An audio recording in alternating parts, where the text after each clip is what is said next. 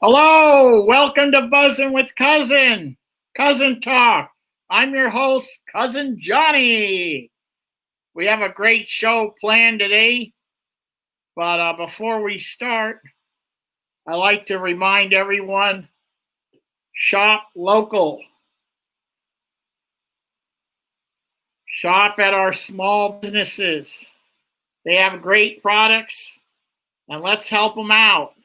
Shop small businesses. Shop local. Okay, let's get this show started. Let me introduce our guest, special guest, a local author. Please let's welcome Melissa Sercia. Melissa, how are you? Welcome to the show. Hi, how are you? Doing good. Good. Can you hear me? Yeah. How about me? All right. Yeah, you sound good. Okay, welcome to the show. And I'd like to congratulate you on your success. You make Spaghetti Hill proud. Thank you. Melissa, so when did you pick up a pen and decided to, when did this happen? Started to write. Yeah, I've been writing my whole life, just like poetry and short stories since I was a kid. And then in 2013, I decided I wanted to write a novel. And that took me about 4 years to conceptualize and research and put that together.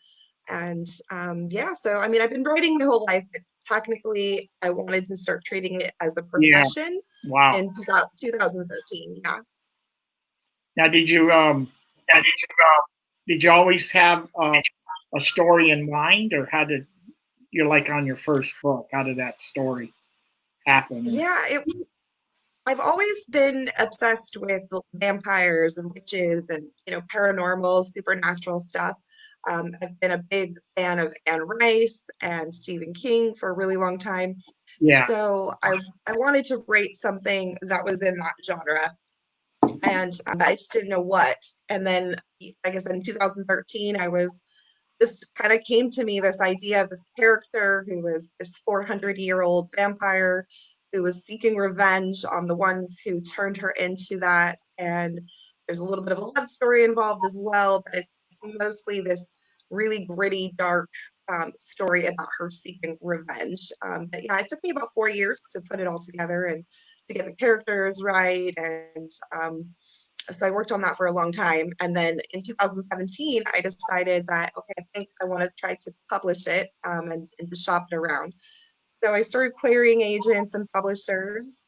And then on Christmas night in 2017, I got an offer from City L Press for publication and with a contract for an entire series. So they wanted me to write 2 more books for the series, which is awesome. And yeah, it's been an amazing adventure ever since.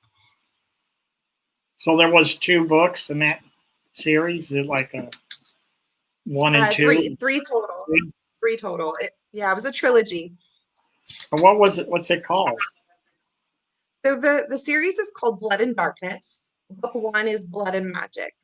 So the 3 books are based around this character named Gray, and it's just her complete journey and her story arc kind of transforms as the books go along, and she encounters more dangerous enemies with each book.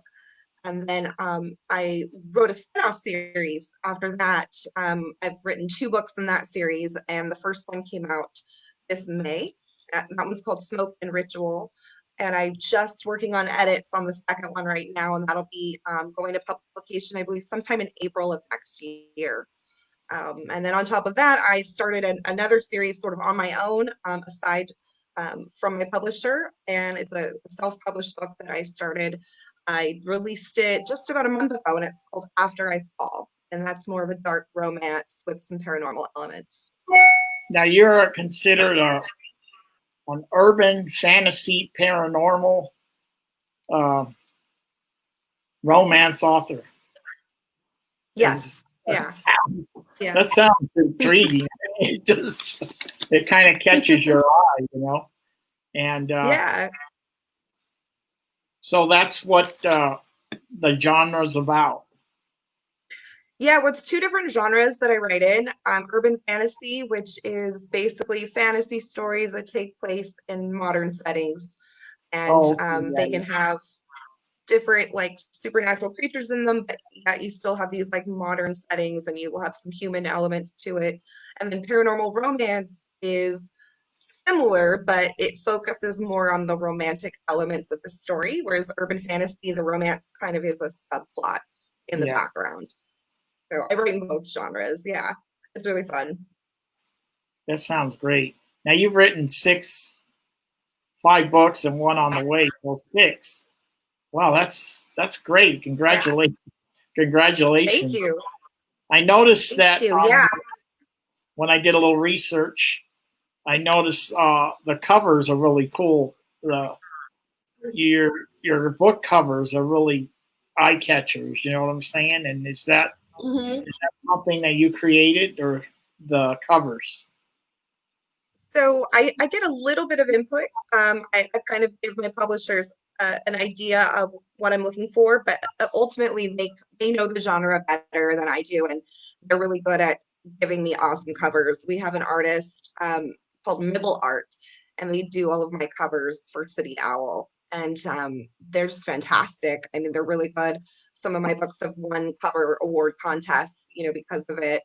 And then for my self-published book that just came out, I found a girl in Australia who does amazing covers as well, and so she's really great. So yeah, the covers are really key because that's obviously what people are first going to see when they're browsing online to buy a book. They're going to get their eye Yeah, caught by the cover first. So yeah, I'm really lucky that got such a good team.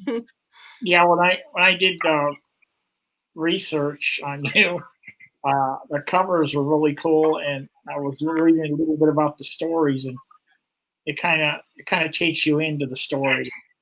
It really is really good. Hmm. Yeah. And you got an award, didn't you? Did you get an award? Yeah. Yeah, so my first book, Blood and Magic, won Book of the Year this year, which was amazing since it's Wow. been out a couple years.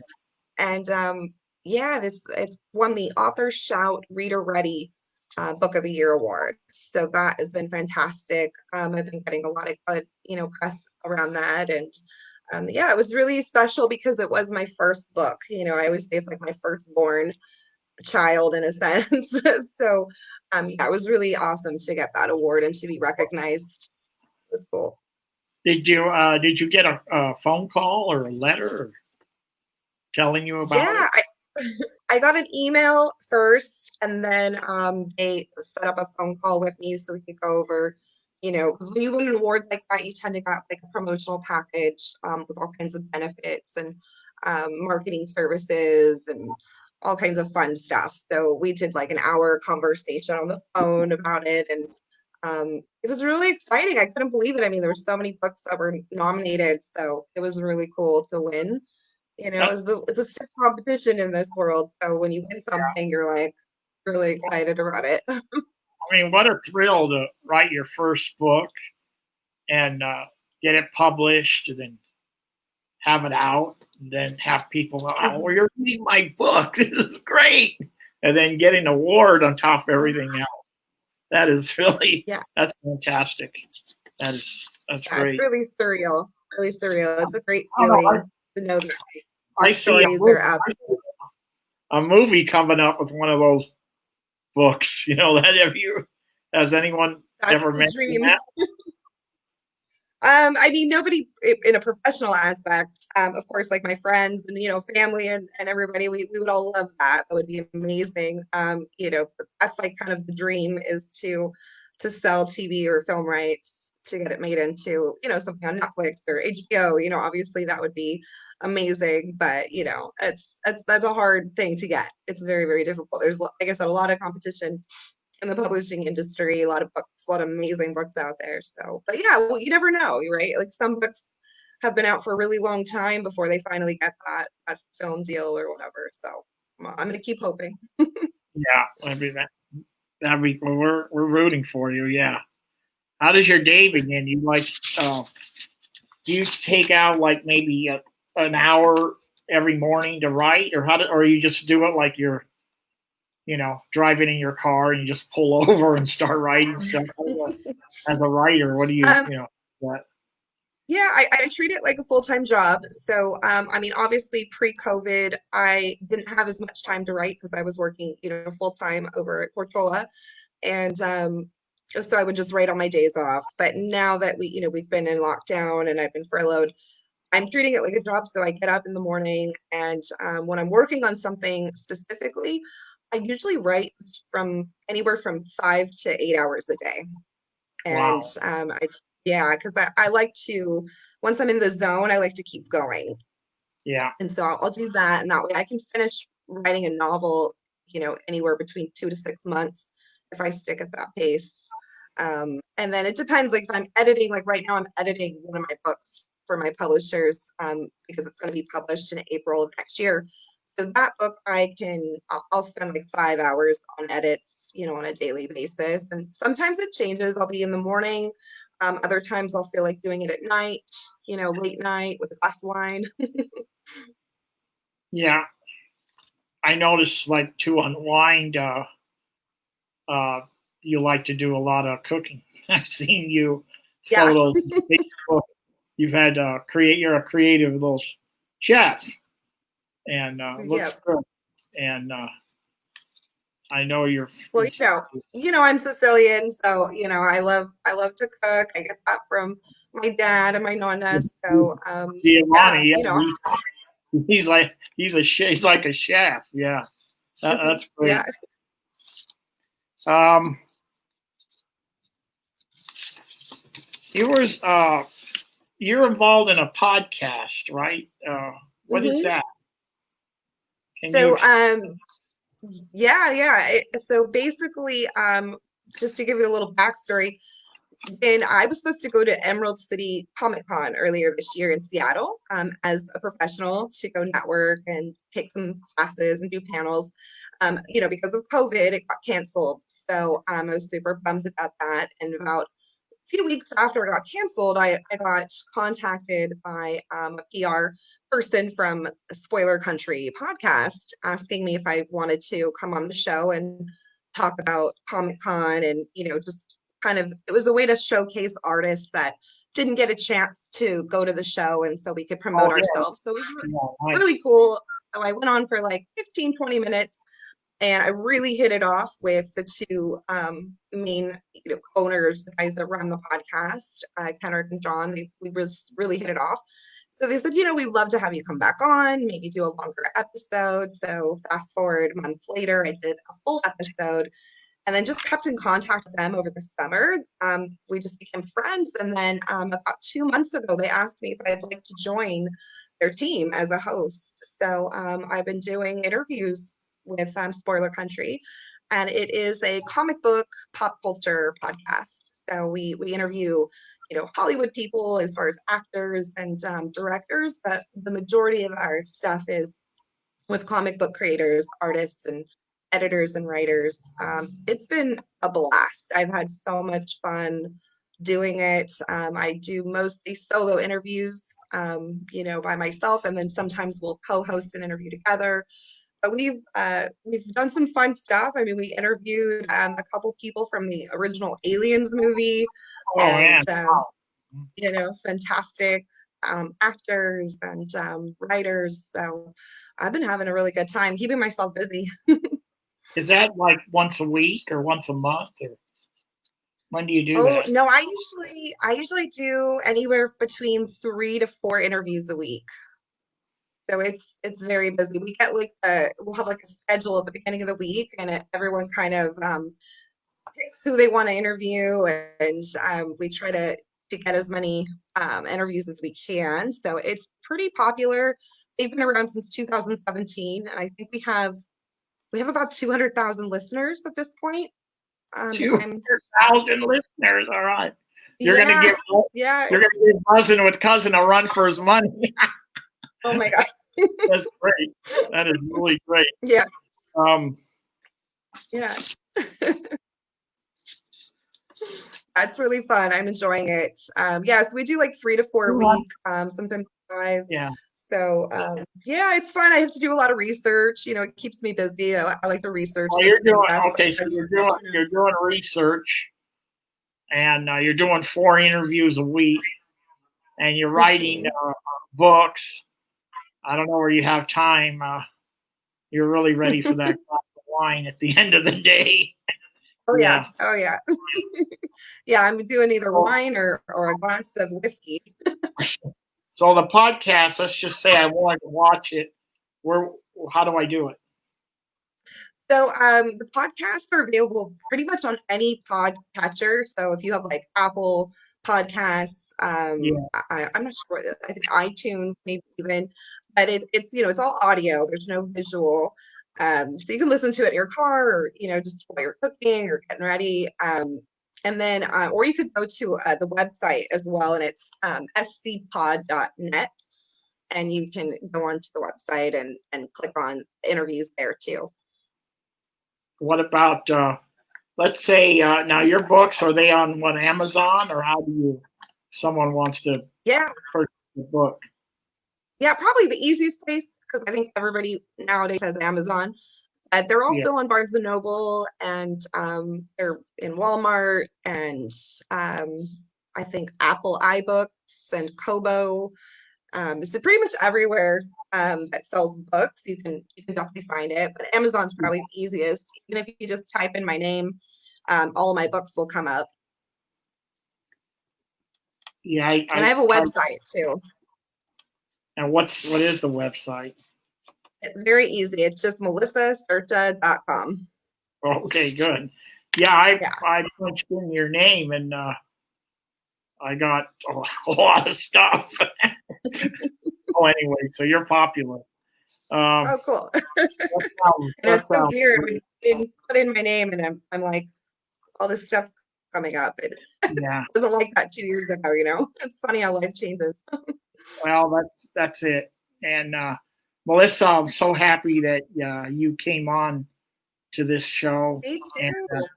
do you have anything else you want to say, or before you go, or? Yeah, well, first I want to thank you for having me on. I think it's so important to, celebrate our local community. We have so many great artists and authors and chefs and just all kinds of people, in Monterey that are, doing their best to get their wares out there. So you're doing a great thing by showcasing, the local community Thank and you. stuff. So I wanted to showcase just people in Monterey like yourself. People don't know that Melissa Sercia is a great author. I mean, Tutto Bono, thank the restaurant the other day, Italian Fest, whatever. Everybody in this special community has got something, and yeah, we need to showcase it. So I appreciate absolutely. you coming on, and thank you Thank so you. I really much. appreciate it. Yeah, no, it's been fun. Anytime, let me I know. I'll love be it. back. I want to do it again. I want to tell you that you got a platform on Buzzing with Cousin. You got the book that's Awesome. coming out. Mhm. Don't even ask any questions. Go on the page on Facebook and just post it. You got something coming Yeah. up with a podcast or a book, or you get a review, put it on. So Cool. feel free Thank to do you. that. And thank you for That's coming on awesome. again. And we'll talk to you soon. Bye. Okay. Thank you. Bye. Okay, Melissa Sercia. Great author. Thank you. We thank her for coming on. And I just want to tell everybody, thank you for tuning in and buzzing with Cousin today.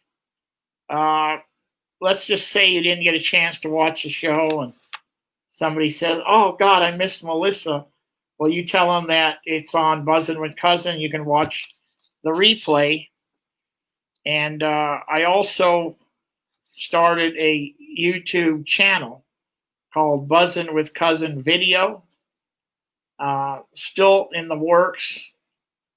I have 7 or 8 videos up. There's going to be more coming up. So if somebody like down the road wants to check out an older video, they could go on a Buzzin' with Cousin video. Okay, so we'd like to thank everybody once again for coming on. And I'll be back on December 15th, a week from today at 1 o'clock. And we're going to have Ron Cheshire and Chris Johnson. They're board members of the John Spud Spadaro Hospitality Award, given out to champions of hospitality every year for what they do in this community. So make sure if you'd like to tune in next week at 1 o'clock, we'll see you here. And take care and be safe. Thank you. Bye.